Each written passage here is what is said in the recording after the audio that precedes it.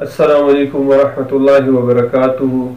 معزز سامعین کرام، اکثر یہ سوال کیا جاتا ہے کہ کاروبار میں ترقی کے لیے اور کاروبار کی بڑھوتی کے لیے کوئی وظیفہ بتا دیں۔ سب سے پہلے تو میں یہ بتاتا چلوں کہ انسان کو اپنے کاروبار میں ترقی کے لیے چند باتوں کا خیال رکھنا چاہیے۔ اپنے مال کو، اپنی چیزوں کو، جس چیز کی وہ سیل کر رہا ہے اس سیل کی کوالٹی کو بڑھا دے، اس کو اچھا کر دے، معیار اچھا کر دے اپنی۔ دوسرا، اپنے اخلاق کو اچھے کر دے۔ تیسری بات، کام کاج میں نفع اور نقصان تو اللہ کی طرف سے ہوتے، لیکن یہ نفع تھوڑا سا لے، اس کے کاروبار میں برکت زیادہ ہوگی۔ زیادہ کی نفع کی نہ سوچے۔ 100 کا مال ہے 110 میں بیچے، یہ نہیں کہ 150 میں بیچ رہا ہے تاکہ جلدی جلدی نفع ہو جائے۔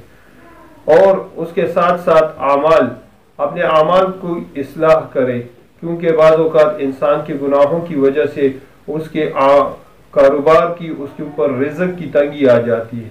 وَمَنْ أَعْرَضَ عَنْ ذِكْرِي فَإِنَّ لَهُ مَعِيشَةً ضَنْكَ، جو اللہ کی عبادت، جو اللہ کے دین سے منہ موڑتا ہے، اللہ اس کو سب سے پہلی سزا یہ دیتے ہیں کہ اس کو معاشی طور پر تنگ دست کر دیتے، تنگ کر دیتے۔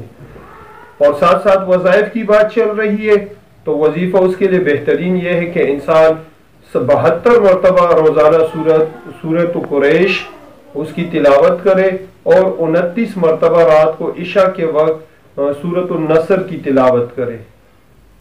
دن میں کسی بھی وقت 72 مرتبہ سورۃ قریش کی تلاوت کرے اور رات کو 29 مرتبہ سورۃ النصر کی تلاوت کرے۔ انشاءاللہ تعالی چند ہی دن میں اس کے کاروبار میں ترقی ہوتی جائے گی، اس کا سیل بڑھتا جائے گا انشاءاللہ تعالی۔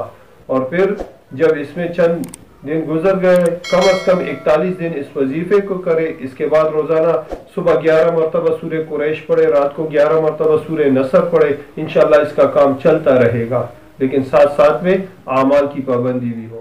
السلام علیکم ورحمۃ اللہ۔